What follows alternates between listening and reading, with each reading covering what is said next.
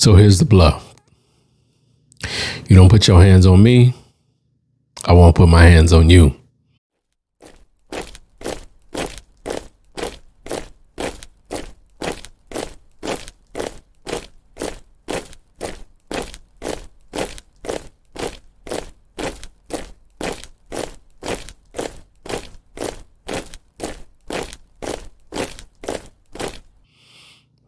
What's going on, everybody?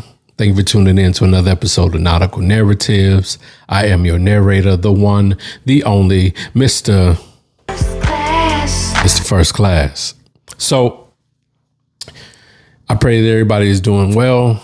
I pray all is it's as good as it can be during these tumultuous times in your house, in your city, in your town, in your family.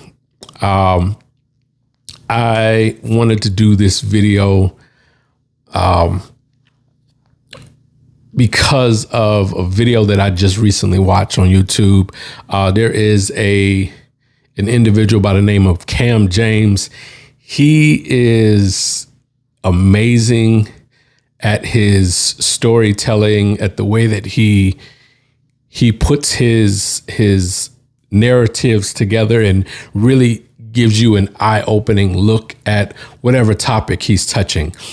And the video that he recently just dropped, I think it was a few hours ago, actually, he is talking about the death of a particular individual who I believe this young man was pledging Omega Psi Phi, and he died at the hands of his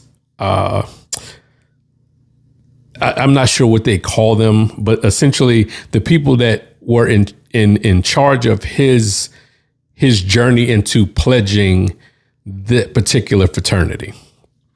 And again, some type of hazing situation happened, and this young man lost his life, and then they essentially tried to cover it up.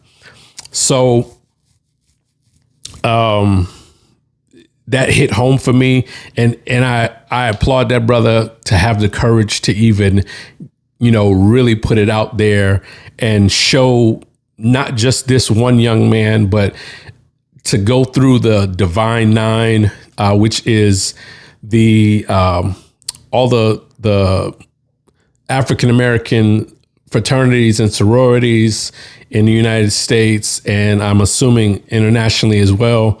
But yeah, and touching every single one of them. So not just on the men's side, but also the sororities and the deaths that had come from hazing and all the initiations that go into becoming part of the Divine Nine.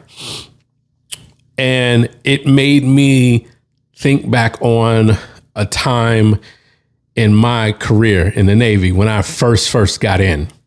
So it is 2003, and this is, like I said, I'm first duty station, fresh in the Navy, still kind of trying to get used to the way things work, trying to get used to the structure of it. And I'm doing pretty good. And I have come through the ranks slowly. So when I got to boot camp, I started off as an E1. I didn't go through any like ROTC programs or anything like that. So I came into boot camp as an E1, and I made my way. E1, E2, and E3 are basically just time. As long as you give them the time, you basically hit these gates, and then it's like, okay, cool. Now you're E2. You hit another gate. I can't remember exactly what the timelines. I want to say it's like 6 months, and then like 9 months. Then you're E3, and then at some point you can take the test for E4. E4 is when you become a petty officer. E4, E5, E6 are petty officers. So you have a third class, second class, first class, and then from there you get into the senior enlisted, which is chief, senior chief, master chief. Now, it is and has always been a tradition. The military has, especially during that time, had started to frown upon the tacking on of rank. So when you first put those crows on, that's what the Navy's ranks are called, especially on like dress uniforms. And at the time, I think we were still in the dungarees. We call them the Pepsi Cola man. The Pepsi Cola man uniform, the light blue shirt with the dark blue pants. So I came in then when you still had the dungarees. The dungarees have long since been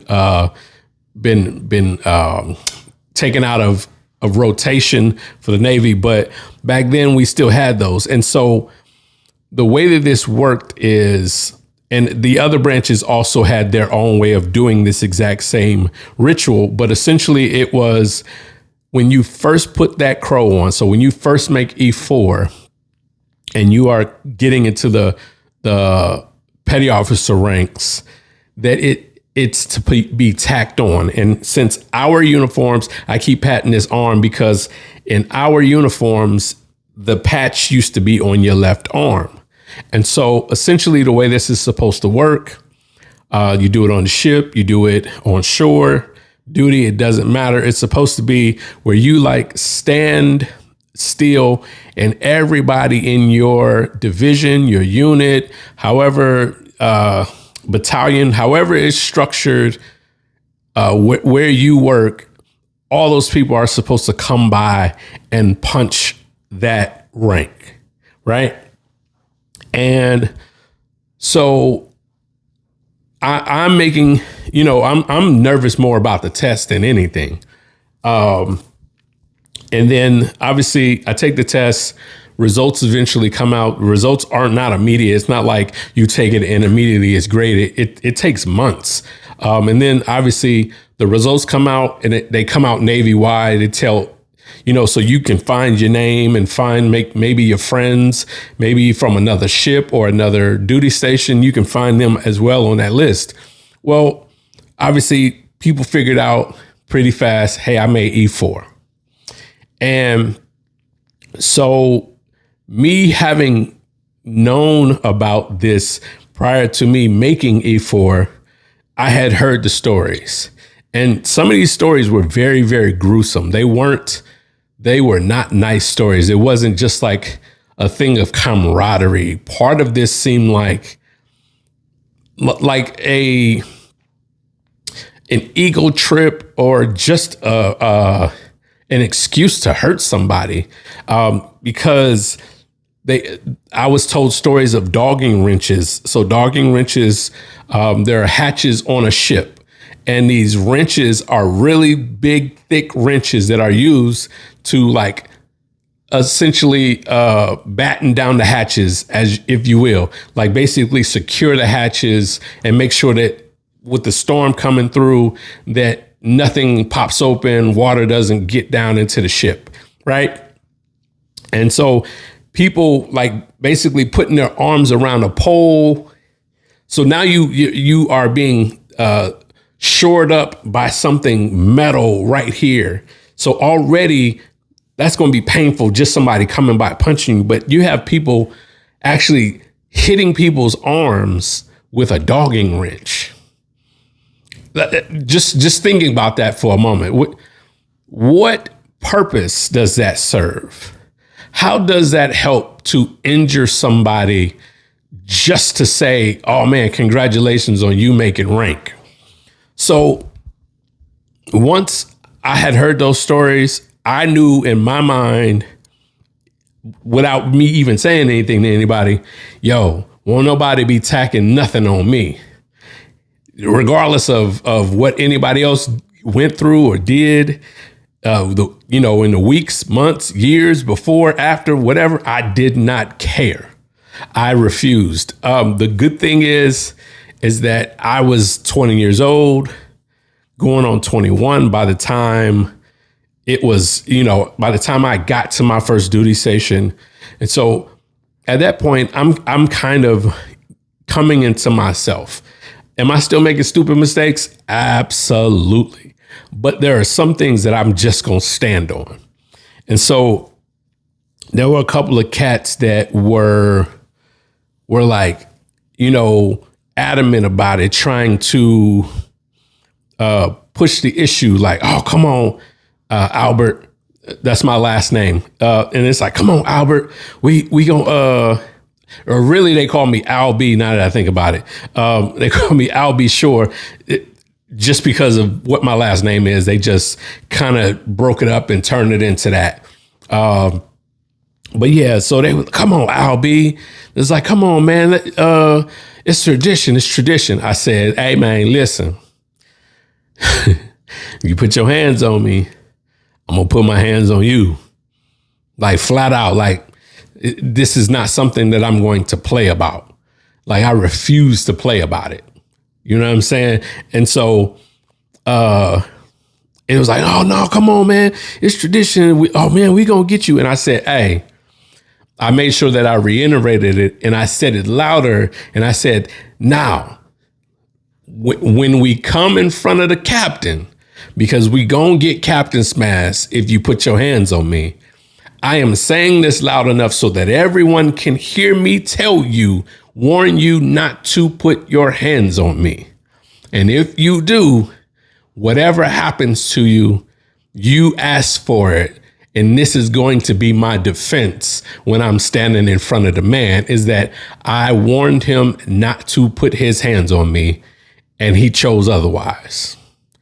And so for me, that was one of those moments where it's like standing 10 toes about what I believe in. Like I come from that cloth. Yo, you don't bother me, I won't bother you. Don't put your hands on me, I won't put my hands on you.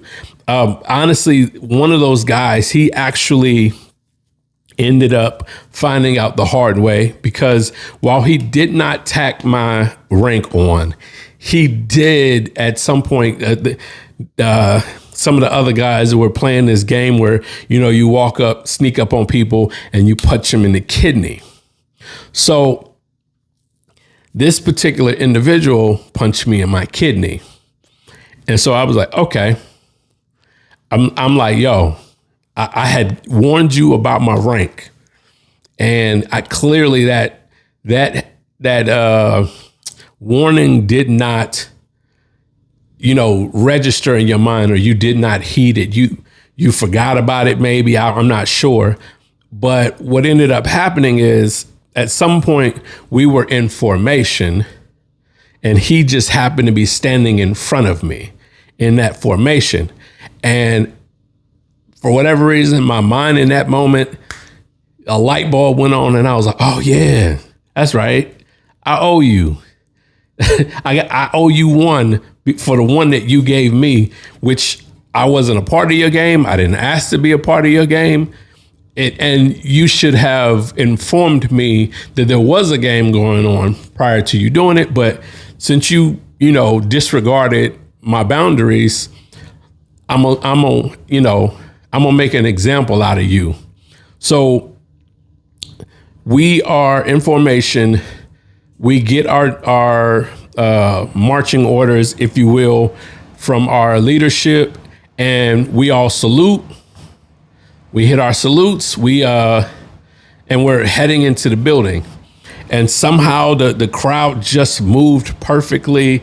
People started moving away from him perfectly in such a way that I ultimately ducked down as far as I could and cranked back, and I gave him everything I had in his kidney, to the point where he lost all breath and he fell to one knee and he was just holding his side. And I let him know. I was like, yo, don't ever put your hands on me again. Like that, you know what I'm saying? Like that's the one warning I'm gonna give you. Well, really at that point, now it's not even a warning. Now it's more of a demonstration. Hey, now I just got to give you this demonstration. Now, so that's the way that worked for me. to tie it back in, as far as like the fraternities, the military, all of that, it's, for me, it's one of those things of, where is there honor in beating on people? Where is there any honor? Like, how does this help me as far as my career? How does this help me as far as community or trust? What kind of brotherhood looks to cause or inflict pain on their fellow man just for the sake of, well, I went through it, so now you get to go through it? I thought the whole purpose, for me, that's how I treated my military career. That's how I try to treat my life, is that no matter how hard it was for me, I won't make it hard for you. And unfortunately, it seems that a lot of organizations and a lot of places want to make it hard for you coming through because they had it hard. It wasn't right when you went through it. Don't put me through it. You understand? That shouldn't be a thing. And like I said, I stood on that my entire 22 years.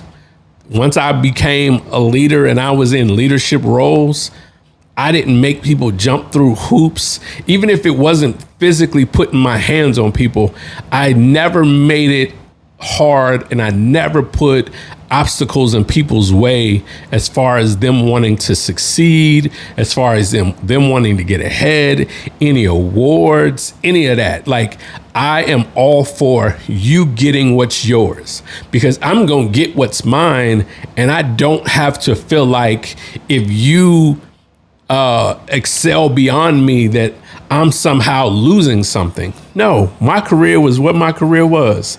I always wanted to be a MAC, a Master at Arms Chief. It never happened. That particular job just got too full, and I never was able to move up in rank, and I moved over to an intel specialist, and I was able to move up. But at the end of the day, I done took the uniform off, and no matter what I was when I was in the uniform, it does not make or break me outside in the real world. But I digress. Simply put, hey man, don't beat on people. Don't haze people. Don't make it hard on people to get into something. Like, yeah, obviously, put me through the paces. Make sure that I understand and I have knowledge of this thing that I want to be a part of fully. But beating on folks, that just ain't it. Anyway, with that being said, as always, fair winds, following seas, and I'll see you on the next one. Peace.